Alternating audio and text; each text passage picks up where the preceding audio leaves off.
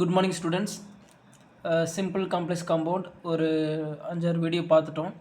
இப்போ வந்து ஒரு கொஸ்டின் கொடுத்துருக்கேன். Not with standing his illness he attended the meeting அப்படிங்கிற ஒரு கொஸ்டின்.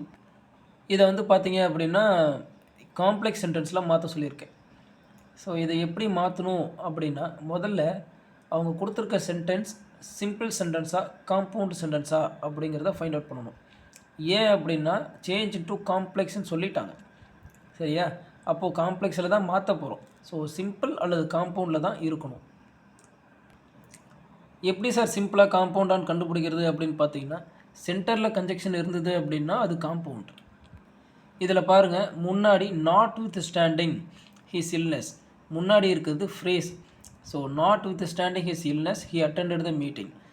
இதோட மீனிங் பார்த்தீங்க அப்படின்னா, அவனுடைய உடல்நிலை சரியில்லாமல் இருந்த போதிலும் ஹி அட்டெண்டட் த மீட்டிங், அவன் மீட்டிங்கை அட்டன் பண்ணான். அப்போ முன்னாடி இருக்குது ஃப்ரேஸ், அடுத்து இருக்குது மெயின் கிளாஸ். ஒரு ஃப்ரேஸு ஒரு மெயின் கிளாஸ் இருந்தது அப்படின்னாவே அது சிம்பிள் சென்டென்ஸ்னு சொல்லிட்டு ஏற்கனவே சொல்லியிருக்கோம்.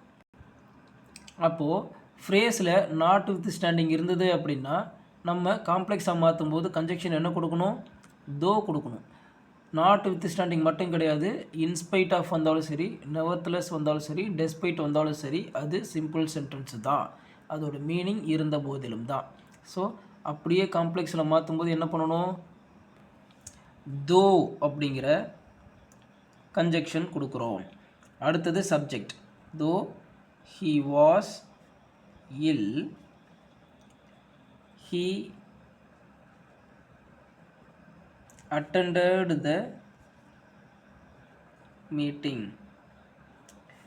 தோ கொடுத்துட்டோம் ஃப்ரண்ட் கன்ஜெக்ஷன். தோ மட்டும்தான் கொடுக்கணுமா சார் அப்படின்னா, தோ கொடுக்கலாம், அல்தோ கொடுக்கலாம், ஈவன் தோ கொடுக்கலாம். சென்டென்ஸில் இருக்கக்கூடிய வேர்ட்ஸ் மாறும், மீனிங் மாறாது. Notwithstanding his illness he attended the மீட்டிங்னா அவனுடைய உடல்நிலை சரியில்லாமல் இருந்த போதிலும் அவன் மீட்டிங் அட்டன் பண்ணான். ஸோ இங்கே வந்து வேர்டு மாற்றிருக்கோம். தோ அப்படின்னா இருந்தாலும் meaning. So though he was ill, அவன் உடல்நிலை சரியில்லாமல் இருந்தாலும் ஹி அட்டெண்டட் த மீட்டிங். இது சபார்டினேட்டிவ் கிளாஸ், இது மெயின் கிளாஸ். சபார்டினேட்டிவ் கிளாஸ் என்ன பண்ணாது? எப்போதுமே தனித்து மீனிங் தராது, செப்பரேட்டாக அது என்ன பண்ணாது? கம்ப்ளீட் மீனிங் தராது. பட் ஆனால் மெயின் கிளாஸை சார்ந்து வரும்போது கம்ப்ளீட் மீனிங் தரும், சரிங்களா? ஃப்ரேஸும் கம்ப்ளீட் மீனிங் தராது, மெயின் கிளாஸை சார்ந்து வரும்போது தான் கம்ப்ளீட் மீனிங் தரும். சபார்டினேட் கிளாஸும் மெயின் கிளாஸை சார்ந்து வரும்போது தான் கம்ப்ளீட் மீனிங் தரும், சரியா?